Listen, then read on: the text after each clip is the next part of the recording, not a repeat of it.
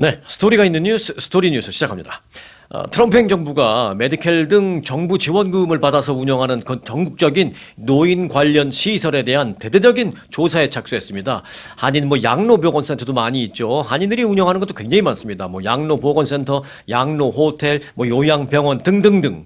정부의 지원금을 받아서 특별히 이제 연방정부의 지원금을 받아서 운영되는 이런 노인 관련 시설에 대한 대대적인 조사, 사기 행각, 부정수급 이런 게 있지 않느냐 조사에 시작되었습니다.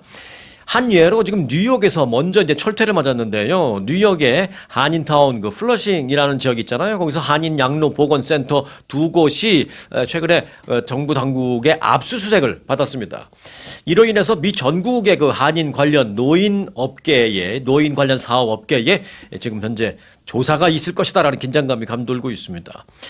특히 이제 이번 단속이 미네소타 등에서 대규모 진행 중인 미네소타주에서 노인 관련 사기 행각 많이 발견됐잖아요. 그래서 트럼프 대통령이 특별히 미네소타주에 더 집중적으로 하고 있고, 그래서 또 이민 단속이 거기서 더 강하게 진행되고 있다. 이제 이런 게 다 연관된 건데, 미네소타에서 진행 중인 대규모 메디케이드 사기 수사와 맞물려 있다라는 것입니다, 이게. 그래서 전국의 양로보건센터 등 양로호텔이든 요양병원이든 이런 곳으로 이제 수사가 확대될 것으로 알려지고 있습니다. 자, FBI는 최근 뉴욕 퀸즈에 있는 플러싱 소재 한인 운영하는 곳이에요. 해피라이프 데이케어 그리고 소망 데이케어 등등등의 사무실을 급습해서 대규모 압수수색을 벌였습니다. 그런데 오늘은 여기 가고 내일은 여기 간 게 아니라 두 곳을 동시에 다른 팀이 가서 동시에 압수수색을 벌였습니다. 서로 연락 못하게. 해피라이프 데이케어의 경우에 단속 당시 약 한 7, 80명의 이제 노인 회원들이 센터에 출석해 있었다라고 하는데, 일부 회원들은 단속 요원들이 와갖고 신분증 보자라는 신분증 제시를 요구했고, 또 무슨 현금으로 여길 다니는 것인지 또 정부 지원금으로 다니는 것인지 일주일에 몇 번 여기로 오느냐라고 이제 진술할 거 아니에요. 그러면 그 진술한 것과 여기에 이제 장부와 대조해보는 이런 작업도 다 일일이 꼼꼼하게 하고 돌아갔다라는 것입니다. 실제로 이제 인터뷰한 노인이 일주일에 몇 번 오냐라고 했을 때 나는 한 일주일에 2번 온다. 라고 했는데 장부에는 매일 오는 것으로 기록되어 있을 수도 있거든요. 가장 흔한 사기가 이겁니다. 그게 이제 건강 상태에 따라서 건강이 조금 더 안 좋으신 분들은 정말로 맥시멈 주 5일 올 수 있게 그렇게 되어 있고, 그리고 건강이 좀 괜찮으신 분들은 일주일에 2번 내지 3번 이렇게 올 수 있게 되어 있는데, 그렇게 해놓고 정부에다가는 매일 오는 것으로, 이 사람들 매일 오는 것으로 해갖고 과다 청구하는 거죠. 부정수급하는 거죠. 네. 그런 거 일일이 다 인터뷰도 하고 장부도 다 압수수색해서 조사를 하고 있다는 것입니다. 그래서 업계 안팎에서는 이번 단속이 단발성 조치에 그치지 않을 것이다 라는 우려도 나오고 있습니다. 연방정부는 최근 노인 대상 메디케이드 그런 메디케어 이런 프로그램을 악용한 과잉진료, 허위 청구, 그리고 환자 유치를 대가의 어떤 제공, 환자를 데리고 오면 이 사람한테 얼마를 준다든지, 또 다른 곳에 다니다가 내 사업장으로 오는 노인분들, 환자분들이 계신다면 대가로 뭘 준다든지, 이런 거를 지금 일일이 조사하기 시작했다라는 것입니다. 그런 걸 정부에서 볼 때는 조직적인 복지 사기라고 보는 것입니다.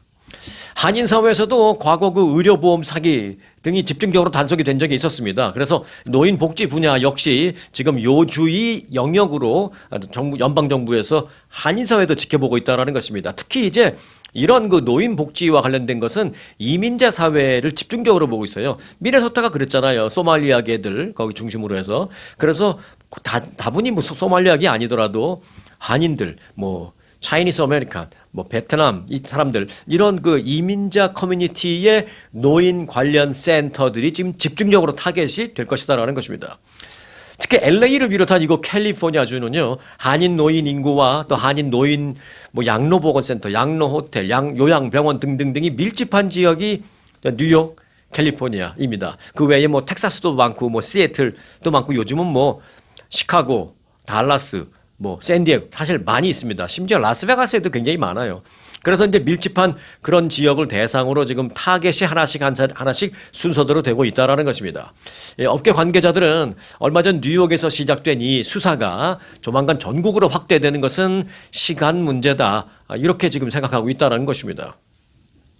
실제로 관계 당국은요, 이 한인 노인 관련 센터, 노인 관련 사업에 정부의 지원을 받아서 운영되는 그런 노인 관련 업계에 대한 한인들의 제보, 무슨 불합리한 그런 일이 있는 것이 아닌지, 어떤 부정 수급에 관련된 그런 것이 있는지 아닌지 제보를 받고 있는 것으로 알려졌습니다.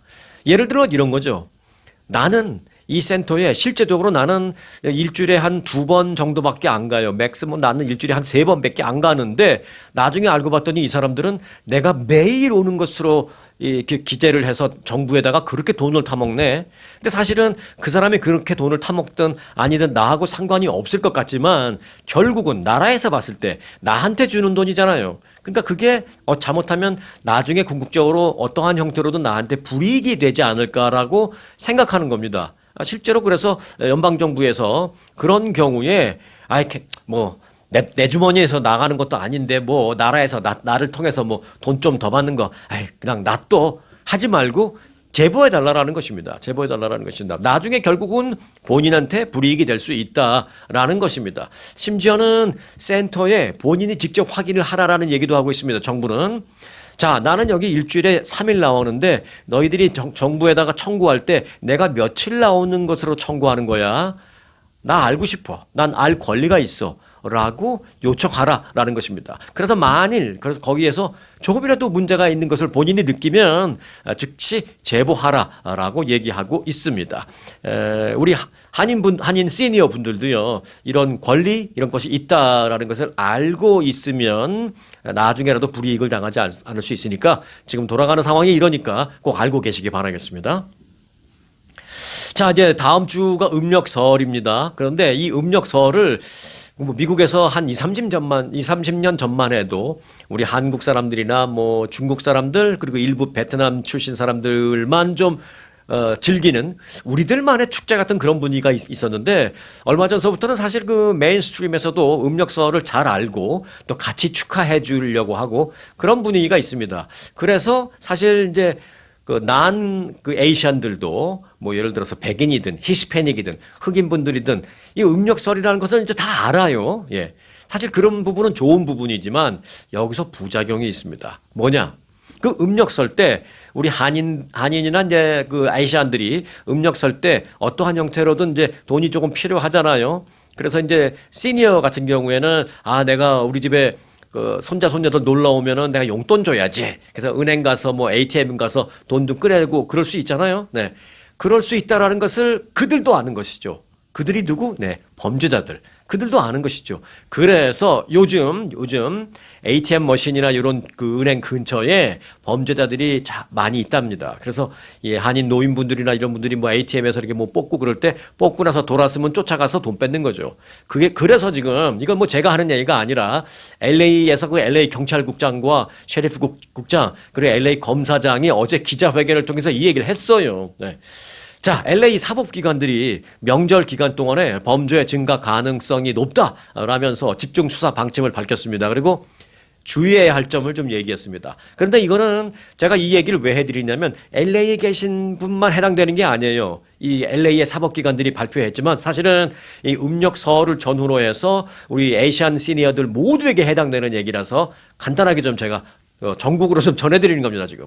자, LA 카운티의 네이튼 호크만 검사장과 또 LA 경찰국의 짐 맥도넬 그 경찰국장 등등이 같이 공동 기자회견을 가졌습니다. 그러면서 뭐라 그랬냐면 음력설을 앞두고 은행과 ATM 머신 이용 시에 주변 상황에 대한 경계를 좀 특별히 경각심을 꼭 갖고 주의를 해달라라고 주민들에게 당부했습니다. LA 경찰국장은 음력설은 많은 주민들에게 가족과 또 전통을 기념하는 그런 중요한 시기라는 걸 이제 우리 모두도 다 잘 알고 있습니다. 라면서 그런데 일부 범죄자들은 그 기간을 악용해서 비교적 많은 현금을 인출하려고 하는 그런 사람들, 특히 그 에이시안 시니어들을 노리고 있다라면서 역시 주의를 당부했습니다. 그래서 가능하면은 요런 그 음력설 명절을 이용해서는 ATM 머신을 좀 쓰지 않는 걸 저는 좀 당부드리고 싶고요. 만약에 캐시가 굳이 필요하다 그러면 은행 안에 들어가서 뭐 이제 체크를 내고 캐시화 하든지 하거나 아니면은 뭐 자녀분들한테 야, 너 내가 체크 줄 테니까 그 캐시 500불만 갖고 와봐. 뭐 그런 식으로 하지. 가능하면 그 시니어들은 ATM 머신을 이용하지 않는 것이 좋겠다라는 말씀을 꼭 좀 드리겠습니다. 그리고 혹시 이용하실 일이 있다 하더라도 이럴 수 있다며 송영코가 얘기하는데 조심해야 된다며 그 긴장감을 갖고 이용하는 것과 아무 생각 없이 이용하는 것과는 범죄자들이 그들이 안답니다. 네, 그러니까 항상 좀 당분간 좀 그 ATM 머신은 이용하게 된다면 긴장하고 주의를 꼭 해주십사라는 당부의 말씀을 드리겠습니다. 자, 이민 단속국을 포함한 연방 요원들의 업무 중에 마스크 착용을 금지한 캘리포니아 주 법률이 있습니다. 캘리포니아 주에서는 연방 요원들이 단속 활동할 때 마스크 착용하지 마라. 이게 무슨 뭐 복면도 아니고 착용하지 마라라는 이제 그게 있는데 거기에 대해서 연방 정부가 무슨 소리 하고 있는 거야? 우리 연방 정부 요원들이 하는데 니들 주 정부가 왜 하라 하지 말라라고야? 라면서 연방 정부가 캘리포니아 주의 그 법에 대해서 소송을 제기했습니다. 그런데 이제 여기에서 그 법원이 일단은 연방 정부에 좀 손을 들어줬습니다. 그런데 제가 일단은이라고 살짝 뜸을 들인 게 약간 그러다 단서를 달고 손을 들어줬어요. 자, 스토리는 이렇습니다. 트럼프 행정부가 연방 요원의 신분증 제시, 그다음에 마스크 쓰고 이런 거 니들 정부가 주 정부가 왜 참견해? 상관하지 마. 얘네들은 연방 요원이야라고 해서 그 연방 법원에다가 소송을 제기했습니다. 캘리포니아 주가 자꾸 우리 연방 요원들 마스크 못 쓰게 한대요. 이거 우리 쓸 수 있게 해주세요라고 트럼프 행정부가 연방 법원에 이제 했는데 연방 법원이 위헌이 아니다라고 트럼프 행정부의 손을 들어줬습니다. 그러면서 뭐라고 이제 단서를 달았냐면 마스크 착용 금지법, 캘리포니아 주의 그 법은 일부 조항만 고치면 위헌이 아니다라고 말했습니다. 바꿔 말하면 지금 상태로는 위헌이다라는 것입니다. 그러니까 지금 상태로는 그 연방 요원들이 마스크 쓰고 하는 걸 주정부가 제재할 수 없다라는 것입니다. 그런데 거기에 단서를 달았죠. 일부 조항만 고치면 위헌이 아니니까. 그러니까 이제 캘리포니아가 못 쓰게 하는 게 먹힐 수 있다라는 것이죠. 그래서 이제 캘리포니아 주정부가 부랴부랴 일단은 첫 1심은 뭐 증거나 마찬가지니까 부랴부랴 캘리포니아 주정부가 조항을 좀 고치려고 하고 있습니다. 그러니까 뭐 예를 들어서 법 조항이 조금은 미흡하게 되어 있나 보죠. 그래서 꼼꼼하게 연방 요원이라 하더라도 캘리포니아 주에 와서 주 주민과 관련된 어떤 일을 할 때 반드시 복면 착용 안 된다 뭐 이렇게 좀 디테일하게 돼 있어야 되는데 지금 되어 있는 법령만 갖고는 그 주정부 법이 연방정부 요원을 좀 관여할 수 있게 그렇게 명확하게 되어 있지 않다라는 것입니다. 그래서 캘리포니아 주가 요걸 이제 손보려고 하고 있어요. 이제 손을 봐서 다시 또 이제 재판부에 올리려고 하는 것이죠. 그리고 이제 신분증 제시 문제도 있었는데 요거는 그 행정부, 트럼프 행정부의 손을 들어주지 않았습니다. 주정부에서, 주 지역에서 뭘 할 때 연방정부 요원들이 신분증을 반드시 제시해야 한다. 요것도 이제 문제가 됐었는데 요거는 그 재판부가 맞다, 그렇게 해야 한다라고 했습니다. 그러니까 복면과 관련해서는 트럼프 행정부의 손을 일단 들어줬고 신분증 제시 문제와 관련해서는 캘리포니아 주정부의 손을 들어준 겁니다. 자, 그래서 이제 정리를 하자면 그 신분증 문제는 이제 캘리포니아 주에서 연방정부 요원들이 이민 단속 활동을 하더라도 신분증 제시는 해야 하는 것으로 되어 있고요. 당분간은 이 복면은 그대로 써도 괜찮은 것으로 그렇게 되어 있습니다. 자, 그래서 이제 앞으로 이 캘리포니아 주정부가 그 법 내용을 조금 더 구체화 또 디테일화해서 이제 명문화돼서 다시 하면 어쩌면 그것도 이제 복면도 못 쓰게 될지도 모르겠습니다. 그렇게 된다면 이제 캘리포니아 주에서는 연방 아이스 요원들이 이민 단속할 때 얼굴 다 내놓고 신분증 달고 그리고 이제 뭐 어디 가서 뭐 질문하거나 누구를 체포하거나 할 때 신분증을 보여줘야 되고 이제 그렇게 될 수도 있는데 지금으로서는 일단 신분증은 보여줘야 되지만 복면은 써도 되는 것으로 그렇게 되어 있습니다. 만일 이게 이제 다시 캘리포니아 주가 법을 좀 보완을 해서 다시 이게 바뀌게 되면 그때도 제가 다 말씀을 드리도록 하겠습니다. 자, 요즘 비자 심사 까다로워졌죠. 그리고 뭐 이민 단속 여파 굉장히 강경하고 뭐 그런 분위기인 건 뭐 누구나 다 아는데요.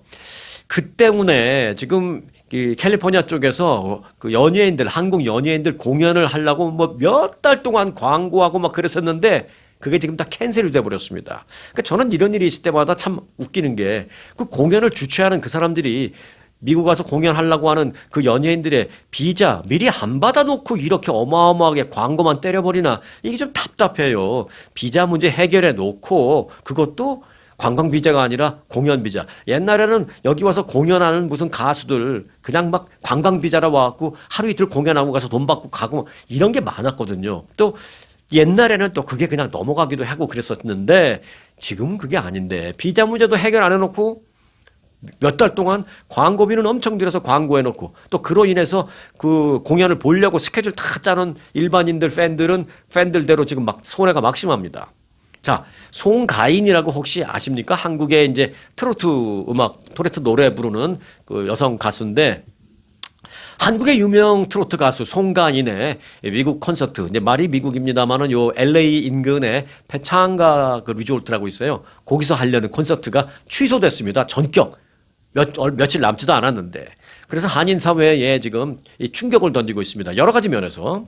그게 뭐 이민법도 관련돼 있고 어떤 사업적인 면, 경제적인 면, 그리고 그 시니어 분들이 많이 가려고 했던 분이 굉장히 많거든요. 그들 어떤 정신적인 충격, 미리 돈도 좀 세이브해놓고 가족들하고 같이 가려고 준비해놓은 사람들도 많아요. 그리고 타주에서 올라고 비행기표 끊은 사람들도 많고요. 이게 다 연쇄 피해를 보는 겁니다, 지금. 당초 가수 송가인은 다음 주에 14일하고 15일 이틀간 그 LA에서 한 2시간? LA에서 한 2시간 정도 가면 있는 페창가 카지노라고 있습니다. 거기서 페창가 이제 리조트죠. 일종의 리조트. 그 리조트 극장에서 콘서트 가인 달 더 차오르다. 요 이제 콘서트 제목이에요. 가인 달 더 차오르다. 이름은 멋있게 전했는데 이게 다 캔슬 됐습니다. 송가인의 대표곡 또 트로트 무대 화려하게 뭐 이렇게 짜져서 이렇게 하려고 구성을 했는데 이게 이제 캔슬되면서 한인들은 물론 한인 시니어들 그리고 심지어는 타인종들도 지금 많이 오려고 했었거든요. 그들에게도 지금 충격이 되고 있습니다. 현재 그 페창가 리조트의 그 공식 홈페이지를 가보면은 그 공고문이 떠 있는데 뭐라고 되어 있냐면 예기치 못한 사정으로 한국에서 올 예정이었던 가수 송가인의 콘서트는 캔슬됐다라고 공고문이 띄어 있습니다, 지금. 이 공지문에는 그러면서 이제 티켓 환불 관련된 내용은 우리한테 문의하지 말고 티켓 구매한 거기다가 문의하라 뭐 이렇게 지금 되고 있습니다. 자, 이와 관련해서 이 공연을 주관한 송가인 그 소속사 측은 주최 측 홈페이지 자기네 홈페이지에 또 올렸는데 뭐라 그랬냐면 이번 그 페창가 리조트의 공연 취소는 비자 문제다 이렇게 공식적으로 인정을 했습니다. 자, 이 소식에 대해서 한 네티즌은 송가인 콘서트를 보기 위해서 타주에 계신 어머니를 모시고 와서 함께 갈 계획이었는데 그래서 비행기표도 다 예약했고 그 페창가 리조트의 그 호텔 예약 그런 거 다 해놨었는데 이걸 줄줄이 취소해야 하는 그런 피해가 발생하게 됐다. 그리고 어머님의 그 실망감도 굉장히 큰 상황이다. 이건 너무 답답하다. 어떻게 일을 이렇게 하는지 모르겠다라면서 불만을 토로했습니다. 페창가 카지노는 페창가 리조트는 근데 이제 이것뿐만이 아니에요. 4월 달에도 또 공연하려고 그랬었는데 혹시 한 20년 넘은 여성 아이돌 그룹 베이비복스라고 아십니까? 한 20년 넘었죠. 베이비복스. 네. 이 베이비복스의 공연이 4월 달에 있을 예정이었는데 이것도 지금 캔슬됐다라고 지금 밝히고 있습니다. 요 부분에 대해서는 이유를 말하지 않았습니다만은 이 모든 게 사실을 따지고 보면 전부 다 비자 문제 때문입니다. 비자 문제 아니고는 이 사람들 돈 벌러 올려는데 안 올 이유가 없거든요. 그래서 비자 문제 때문에 다 이렇게 줄줄이 공연도 캔슬되고 그로 인해서 일반인들의 피해가 연쇄적으로 발생하고 있는 그런 상황입니다. 자, 강경한 이민 단속에 반대하는 시위에 미 전국에서는요, 지금 시위하는 사람들을 가만히 보면 젊은 사람들이 많은데 젊다고 해서 20대, 30대를 얘기하는 게 아니라 10대 청소년들이 굉장히 눈에 띄고 있습니다. 심지어 고등학생, 중학생까지도 많이 늘어나고 있습니다. 그 부분과 관련해서 이제 주목한 영국의 일간지 가디언이라는 신문사가 그 부분에 대해서 이제 주목을 하고 많은 학생들을 취재했어요. 아이스 반대 시위에 참여한 미국 내 10대 청소년 여러 명과 이제 인터뷰를 쫙 해서 어제 특집 보도를 했는데 그 결론인 겁니다. 취재해본 결과 고등학생, 중학생 이렇게 어린 학생들이 나서 시위를 하길래 과연 쟤네들이 무슨 생각을 갖고 있을까? 뭘 알고 나온 걸까? 이제 쉽게 말하면 그런 생각을 갖고 취재를 임했지만 인터뷰한 학생들을 취재를 해보니까 이들은 정말 대부분 다 확고한 소신을 갖고 있었으며 적극적으로 시위 활동에 참여하는 그런 모습을 볼 수가 있었다. 이렇게 보도를 했습니다. 자, 그래서 이제 실예를 샘플 케이스를 몇 개 보도했는데 위스콘신주 밀워키에서 워크아웃이라는 시위를 주도한 17살의 나탈리라고 밝힌 이 고등학생. 이 고등학생이 워크아웃이라는 시위를 주도했어요. 요즘 뭐 주도하는 거 우리 옛날 생각처럼 일일이 전화 걸고 너 나올래 안 나올래 우리 몇 월 며칠 어디서 뭐 하니까 나와 이게 아니죠. SNS에 한번 쫙 올리면 그냥 거기 쫙 모이잖아요. 뭐 그런 식으로 이제 하는 거죠. 그렇게 17살짜리가 그걸 주도해서 이걸 성공적으로 이끌어냈습니다. 그런 시위를. 인간 대접을 받지 못하는 것이 너무 가슴 아파서 고등학생인 내가 뭘 할 수 있을까라고 생각하다가 SNS를 통해서 시위를 내가 이제 조직하게 됐다 이렇게 말했습니다. 그러면서 그 자기가 주도하는 시위를 워크아웃이라고 이렇게 이름을 붙였습니다. 그 워크아웃이라는 건 뭐냐면 고등학생들이니까 다 학교 다니는 학생들이잖아요. 그래서 결석 등의 어떤 불이익을 당하더라도 그런 불이익을 일부 감수하면서 거리로 한번 나가서 내 목소리를 내는 그런 일종의 어찌 보면 좀 동맹휴학 시위? 네, 이런 거를 주도해서 지금 하고 있습니다. 뭐 매일은 아니고요. 그때 시기적으로 어쩌다가 이제 한 번씩 하는 거죠. 뉴욕에서 시위에 참여한 역시 17살의 아리아나 콜라도라는 여성은요. 학생은 뉴욕은 이민자들이 만들었고 또 이민자를 위한 도시다라면서 아이스 때문에 매일 두려움을 느끼지만 가만히 앉아서 두려워하느니 용감해지겠다. 그리고 나는 내가 왜 두려움을 느껴야 되는지 도대체 이해할 수 없다. 나는 미국에서 태어났고 미국 시민권자고 나는 평생 미국에서 태어나서 17년 동안 사는 동안 17살이니까 내가 미국인이라는 생각 외에 한 번도 다른 생각을 해본 적이 없는데 요즘 보면은 내가 얼굴색이 완전히 백인이 아니어서 좀 두려워하는 걸 그런 걸 내가 느꼈다라면서 내가 왜 두려워하는지 모르겠다라는 생각을 하게 되면서 그러느니 용감해지겠다라고 하면서 이 시위에 참여하게 된 그런 계기를 발표를 했습니다. 자, 그런데 이 같은 학생들의 시위는요, 전국적인 단위로 지금 벌어지고 있습니다. 지난 2일에는 인디애나폴리스에서 노스 센트럴 고등학교와 또 노블스빌 학생 수백 명이 가도 행진을 벌였고요. 그러니까 뉴욕만 있지 않다 뭐 그 얘기죠. 인디애나폴리스에서 그랬었고 또 얼마 전에는 플로리다주에서 한 고등학교에서 100여 명이 아이스 반대 시위로 거리로 나왔습니다. 또 역시 플로리다주의 애틀랜틱 고등학교 학생들 100여 명도 학교의 징계 조치 경고에도 불구하고 너희들 뭐 내일 얘기 들어보니까 뭐 내일 학교 안 나와 주로 이제 금요일 날 많이 그래 학생들이 내일 금요일인데 학교 안 오고 전부 다 뭐 무슨 시위하러 간다며 내일 학교 안 나오면 그 결석 처리 다 할 거야라고 경고 조치 했음에도 불구하고 거의 대부분 학교 안 가고 동맹 휴학하고 이제 거리로 나온 그런 일도 있었다라는 것입니다.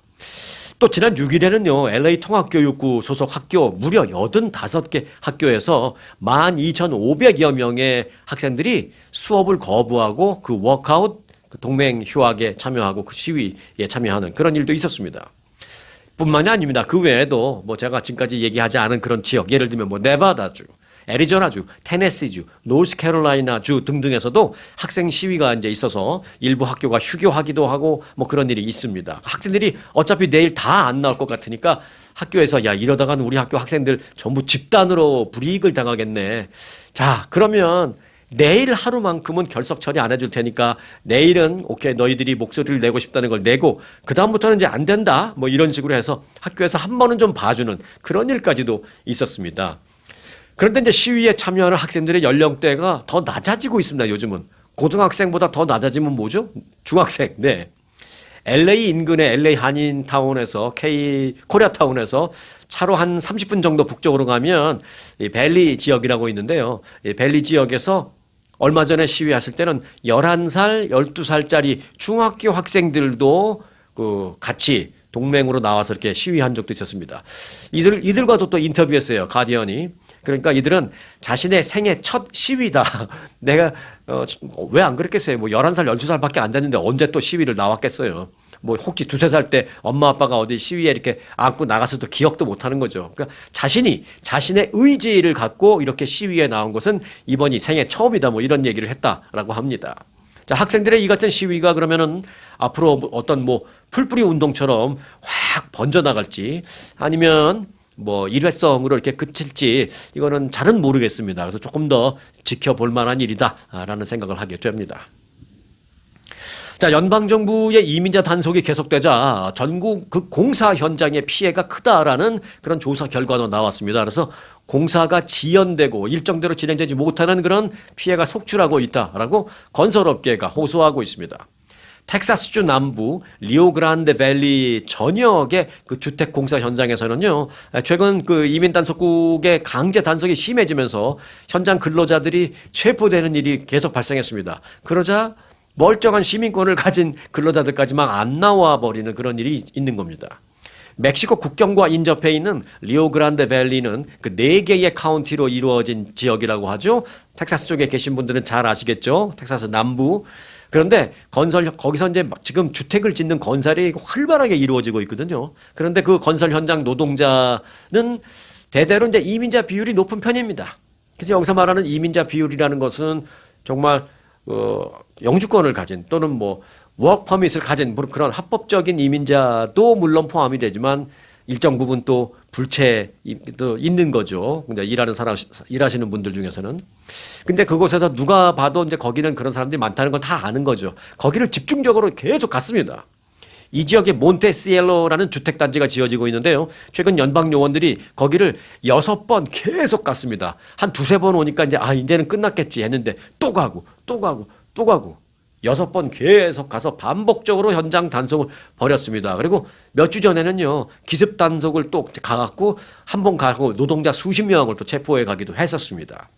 당국의 이처럼 그 잦은 단속에 따라서 주택 건설이 예정된 그 일정이 다 있는데 그 일정보다 계속 지연되고 심지어는 막 몇 달씩 지연되고 그러니까 이 집이 지어지면 내가 여기 분양받아서 들어오려고 구매해서 들어오려고 예정되고 있는 사람들도 있을 거 아니에요. 근데 그게 원래 예정은 뭐 예를 들어서 9월 1일 입주 가능 뭐 해서 자기도 지금 사는 집에서 그러면 8월 30일 이사 나가고 9월 1일 들어가려고 다 준비해놨는데 9월 1일이 아니라 11월 1일, 12월 1일 뭐 이런 식으로 자꾸 일정이 지연되니까 연쇄적인 피해자들이 발생하고 있는 것입니다. 업체들은 공사를 마무리할 인력이 없어서 지금 공사를 못하고 있다. 그렇게 얘기하고 있습니다. 이 지역의 한 콘크리트 공급 업체는요, 연방정부의 그 강경 이민 단속으로 큰 피해를 입으면서 아예 파산을 해버렸습니다. 이 업체에 따르면 건설 기업들의 인력 감축과 이 업체의 이름은 혹시 텍사스 쪽에 계신 분들은 아실지 모르겠네요. 57 콘크리트라는 회사입니다. 57 콘크리트. 이 회사는 최근에 파산했어요. 인력 감축과 공사 중단 등으로 인해서 작년 5월 말부터 11월까지 콘크리트 사용량이 60% 이상 급격히 감소했답니다. 그러니까 뭐 매출이 뚝 떨어진 거죠. 이에 따라서 이 업체는 직원 150명 가운데 60명을 내보내고 신규 투자도 모두 중단하고 어려움을 겪던 와중에 지난 12월에 결국 법원에 파산 신청서를 제출했습니다. 이런 일이 일어나는 건 비단 그런데 텍사스 지역뿐만이 아닙니다. 미국 종합건설협회가 지난달에 내놓은 보고서를 보면요. 미 전국의 그 민간 건설기업 약 3분의 1가량이 지난 6개월 연방정부의 이민 단속에 영향을 받았다라고 응답을 했습니다. 그러니까 이제 미국의 건축회사, 건설회사 그 사장님들한테 쫙 응답지, 뭐 사장님이든 매니저가 됐든 응답지를 설문지를 돌린 거죠.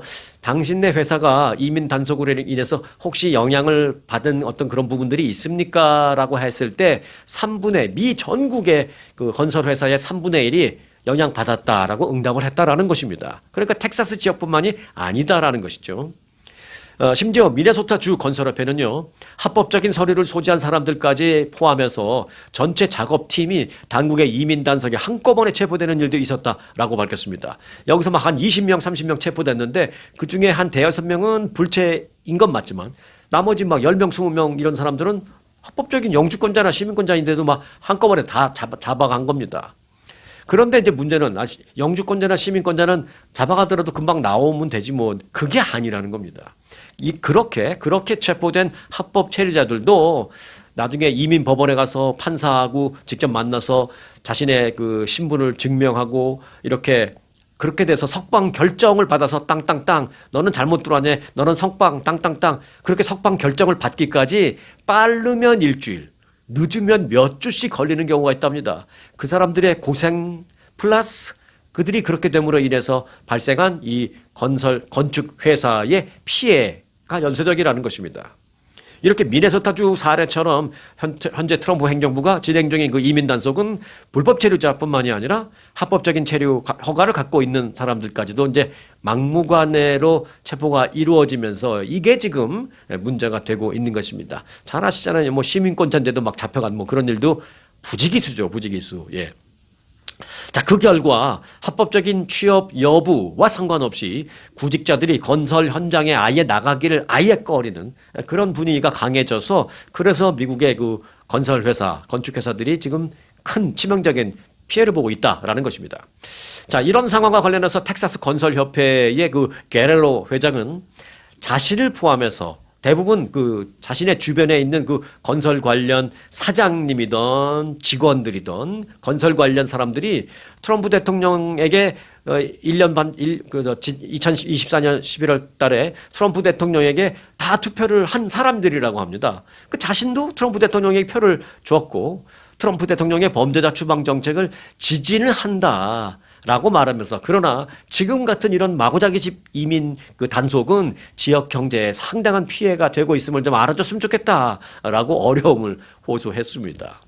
게레로 회장은 또 이민 단속국은 적법한 서류 소지자 그 여부와 관계없이 기본적으로 현장에 출동하면 그냥 얼굴 보고 모든 막 사람들을 막 잡아가는 것을 자기가 사장님으로서 그 현장에서 봤다라면서 나는 분명히 저 친구가 시민권자인지 알고 있는데 이미 아이스 요원이 막 잡아가려고 그러니까 그 사람은 뭐 난 시민권자다라고 해도 그냥 잡아가는 걸 내 눈으로 똑똑히 목격했다라면서 이런 식의 마구잡이 단속은 좀 이제 노모 있으면 좋겠다. 그만했으면 좋겠다라고 아주 어려움을 호소하고 있습니다. 네, 무엇보다도 지역 경제가 중요하고 그리고 이제 11월 달에 중간 선거가 있으니까 유권자들의 마음을 좀 표심을 위해서는 이런 부분들 행정부가 좀 귀를 기울여야 될 것이다라는 생각을 하게 됩니다. 그러면서 이제 게레로 회장은 일터에 가는 걸 사람들이 자신의 일터에 가는 걸 두려워하게 만들어서야 되겠느냐. 그래서야 어떻게 지역 경제를 살리겠느냐. 우리 지역 경제를 좀 지켜달라라고 호소를 했습니다. 자, 트럼프 대통령의 관세 정책에 대한 그 적법성 여부. 트럼프 대통령이 뭐 이 나라에 몇 퍼센트, 저 나라에 몇 퍼센트 이제 관세를 막 때리잖아요. 그게 적법하지 않다라는 게 지금 소송이 올라가서 지금 연방 대법원에서 심사하고 있잖아요. 그래서 제가 뭐 한 2, 3주 전부터 뭐 다음 주에 나올 것 같습니다. 내일 모레 나올 것 같습니다. 막 그랬는데 저도 정말 여러분들에게 죄송하게 그렇게 예상했는데 계속 제 예상이 빗나가고 있는 겁니다. 그래서 결국 그와 관련해서 이제 나라에서 말이 많아요. 그래서 결국 현직 연방 대법관이 어제 TV에 나와서 그 부분에 대해서 해명을 했습니다.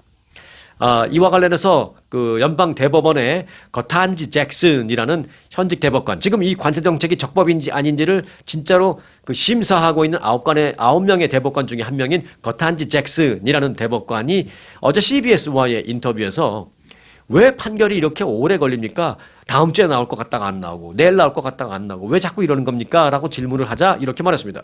대법원은 지금 진지하게 수기 절차를 거치고 있다. 그런데 미국인들은 우리가 결정을 꼼꼼하고 또 확실하게 하기를 기대하고 있는데 그렇게 하기 위해서는 시간이 걸립니다라고 답변을 했습니다. 뭐 대단히 특별한 답변은 아니지만 그래도 그걸 직접 심사하고 있는 현직 대법관이 얘기한 거니까 좀 새롭게 들리긴 합니다.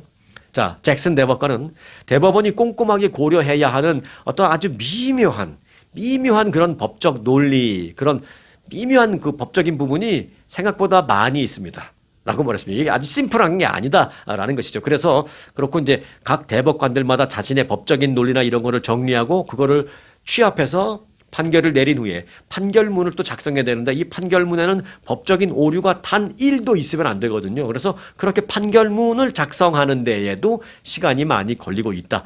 좀 봐달라 이렇게 얘기를 했습니다. 자, 말씀드린 대로 대법관에는 9명의, 연방 대법원에는 9명의 대법관이 있죠.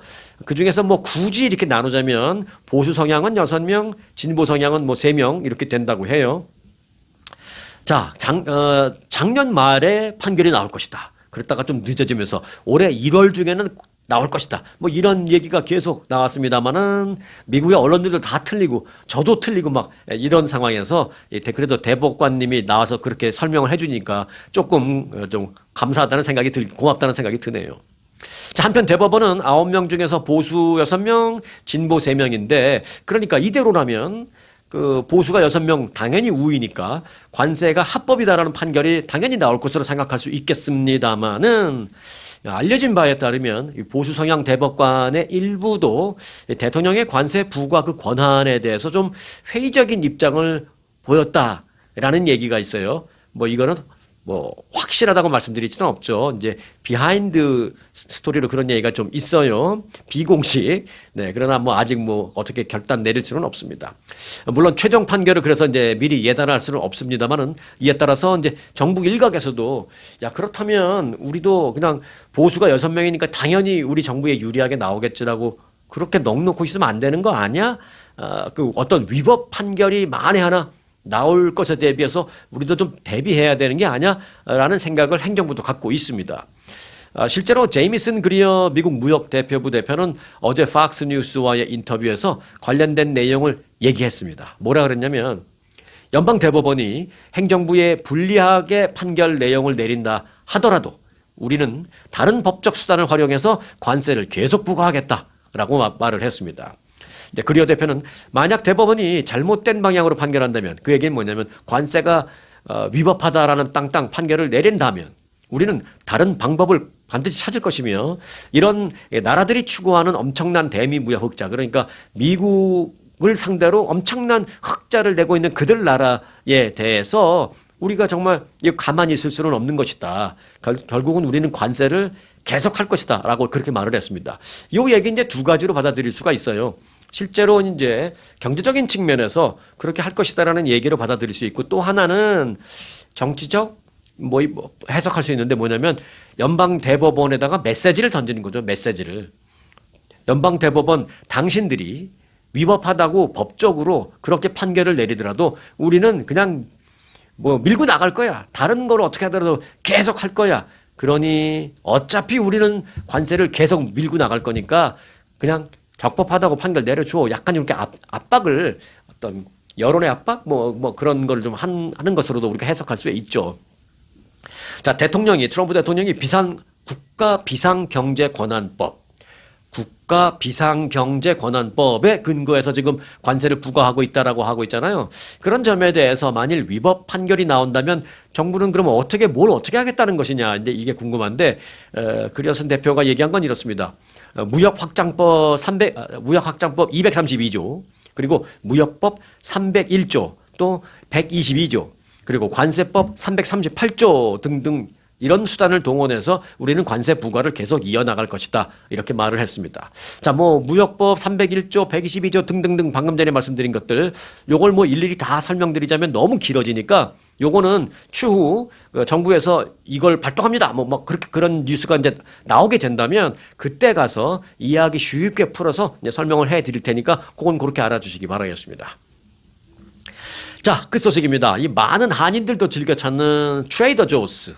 여러분도 좋아하시죠? 네, 트레이더 조스가 미국에서 고객 만족도 조사를 했는데 처음으로 코스코를 제치고 항상 지금까지는 오랫동안 코스코가 1등이었어요. 근데 코스코를 제치고 트레이더 조스가 1등을 했습니다. 미국의 고객 만족 지수가 지난해 전국 소비자 3만 명을 대상으로 조사를 한 건데요. 트레이더 조스는 100점 만점에 86점을 받아서 지난해 1위였던 코스코를 제치고 정상에 올랐습니다. 자, 조사에서는요, 그러면 뭐가 그렇게 좋다는 거야? 라고 생각할 수 있잖아요. 매장 접근성. 요거는 이제 뭐 매장이 무조건 많아. 라고 해석하기도 좀 그렇습니다. 매장이 무조건 많다기보다는 그래도 트레이더 조스를 이용하고 싶어 하는 또 이용해야만 하는 뭐 그런 필요한 사람들이 많이 모여 사는 곳에 딱딱 아주 효율성이 있게 있다라는 것이죠. 그래서 접근성이 좋다. 그리고 운영 시간도 좀 충분하다라는 점. 코스코보다는 늦게 하잖아요. 코스코는 좀 일찍 끝나는 면이 있죠. 그리고 이제 매장의 청결도, 그리고 진열 상태. 트레이더 조스는 좋은 점이 딱 들어가면 어디에 뭐 있고 이게 1년 365일 정해져 있잖아요. 그러니까 뭐 두리번 거릴 것도 없이 탁탁탁탁탁 뭐 그래서 이제 매장의 진열 상태 뭐 이게 너무 좋다. 그리고 육류와 농산물의 신선도가 아주 좋다. 또 계산 속도가 빠르다. 트레이더 조스는 예를 들어서 계산대가 한 2개 열려 있는데 줄이 조금 길어진다 싶으면 잽싸게 누군가 와서 하나 더 열고 일로 오세요라고 하잖아요. 그렇게 계산 속도가 빠르다.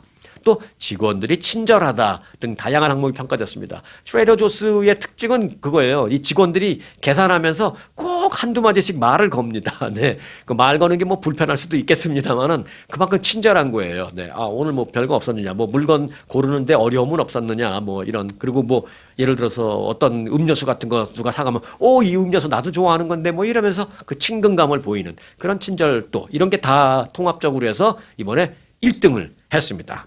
자, 고객 만족도 상위 5개 업체는 그래서 이제 트레이더 조스, 코스코 했습니다만은 그리고 HEB, 또 샘스 클럽, 그리고 알디 등이 이름을 올렸습니다.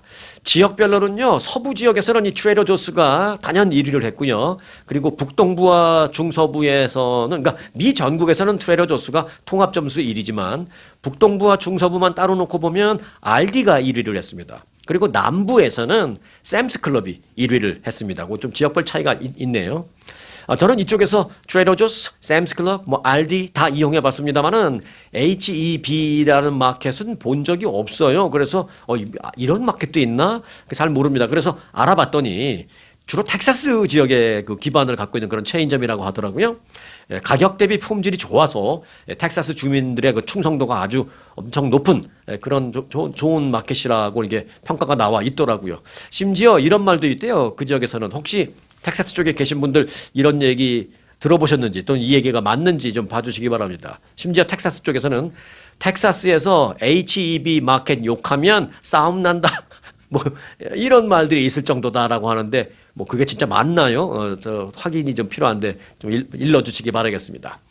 자, 아무튼 다른 건 몰라도요. 뭐 먹는 것만큼은 좋은 거, 깨끗한 거, 그리고 안심할 수 있는 거 이런 좋은 걸로 드시기 바라겠습니다. 자, 오늘도 건강하고 편안한 하루 되시기 바라겠습니다. 오늘 영상 마칩니다.